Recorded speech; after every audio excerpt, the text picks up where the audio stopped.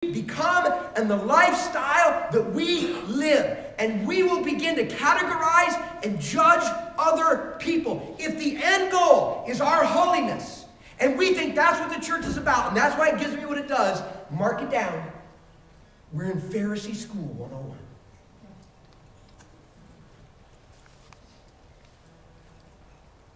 And if we think it's all about our happiness, well, then we just become hedonists. Hey, man, life is about my pleasure. And God and Jesus and church, well, that's like my spiritual Prozac. That's like my spiritual Xanax. And it just helps me. Oh, yeah, like, this makes me feel better about my life. Cool. You know, better about what's going on. I'm just like, thank you for helping me to be happy, because after all, my happiness is the goal of everything.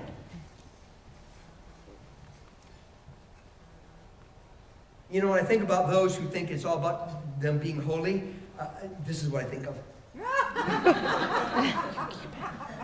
You know, here's what I imagine. I imagine this athlete who, in order to be a really powerful contributor on the athletic field, begins lifting weights to get stronger and stronger. But along the way, they just start getting impressed by how big their muscles are becoming.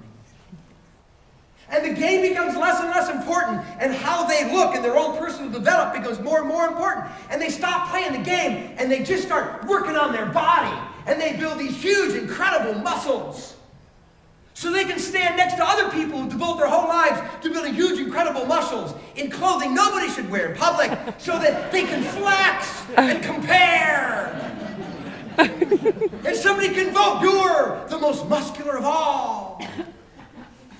When that kind of body is really of no real value on the playing field.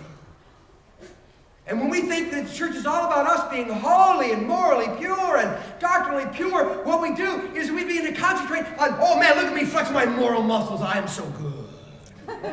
And look at me flex my doctrinal muscles, look at what I know. And then we want to compare ourselves with others. Oh, I think mine is bigger than his. And I think I know more than him. Who do you think is the best in show? Oh, that's dog judging. It's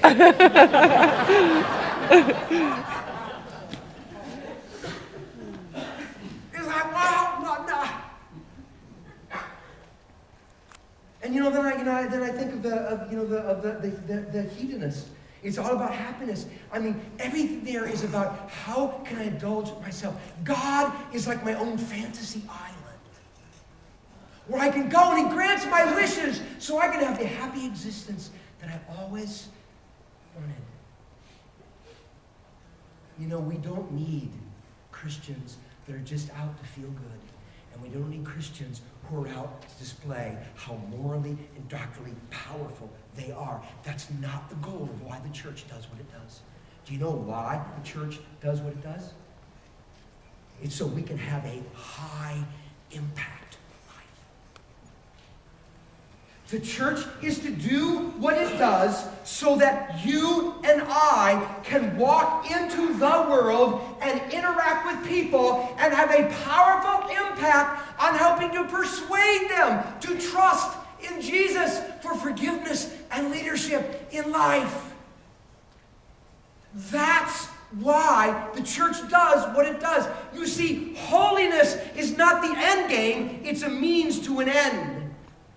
Holiness, rightly understood, means I am conforming to the character of God. And a huge part of that means I love and I serve and I empty myself for the welfare of others. Holiness is a means to an end, not an end unto itself. And happiness is a byproduct of living a high impact life. You see, if you were to ask me, does God want you holy? I'd go, yes. And if you were to say, does God want you happy? I'd go, yes. And if you were to say, then that's what the church ought to concentrate on, I'd say, no.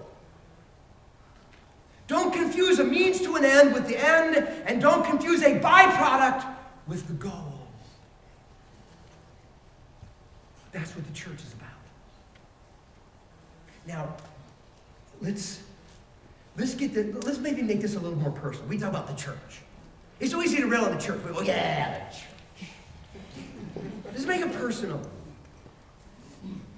See, I think it's fair to say that God wants every one of us to live our spiritual lives on target. He wants each one of us living in the bull's eye of spirituality. Not on the fringes, wants us in the bull's eye. Because, you see, when we're in the bull's eye of spiritual living, we are then and only then able to experience the full measure of what Jesus has in store for us. Did you know, this is just a reality, did you know that the full measure of what Jesus has in store for us can only be experienced when we're in the right place? Did you know that? God's everywhere, but if you want the full measure, you got to be there. One time, God went to a guy thousands of years ago. His name was Jeremiah. Jeremiah was a believer in God. He was a kind of a spokesman for God. And God went to Jeremiah's home one day, and I have no idea how this looks. He went to Jeremiah's home one day and said, Jeremiah, I want you to go to the potter's house because I have a message to give you there. I remember reading that one time and going, well, God, you're already at Jeremiah's house? Just give him the message there. Jeremiah, we need to talk. Okay, what? Go to the potter's house so I can talk to you there. You know, Jeremiah's going, God, we're like already here. What do you have to share? God's insistent. No, Jeremiah, I have an insight I want to give. I want to revolutionize the way you view me, the way you view life, and the way you view humans. But in order for that to happen, Jeremiah, you've got to be there, because that's where it's going to happen. We have to be in the right place to experience the full measure of what God wants to do for us. And sometimes that place is really weird. After a series of miracles and through Moses, God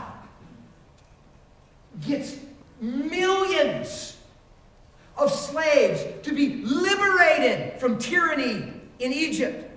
And he's going to lead them out to a promised land flowing with milk and honey and grapes the size of grapefruits. And so he begins to lead them. And if you trace their path, it's basically like going around in circles until they end up stuck by the Red Sea. And they turn around, and here comes the army that had just let them go after them to annihilate them. Now at that point, some of the people began suspecting that maybe Moses wasn't a real good leader. We are now trapped and about to be annihilated. Before they get here, let's get rid of Moses. God shows up and says, Moses, it's going to be okay. Oh, thank you. I can feel the okayness, God. Thank you. It's going to be okay. Stand still and watch my salvation. And in that unlikely spot, in that trap, God parted the Red Sea. Just like in the movie, I'm sure. He parted the Red Sea. Millions of these Hebrew people crossed on dry land. When they got to the other side, the army came to get them. When they all got in, the walls of water came down, and they all got destroyed. Whoa, talk about experiencing God, encountering God, talking about having God do something mind-blowing and confirming their faith in his power and reality. It never would have happened if they wouldn't have been in the right spot. And sometimes the right spot's really weird. So what's the right spot? The right spot for you and I to be, to experience the full measure of what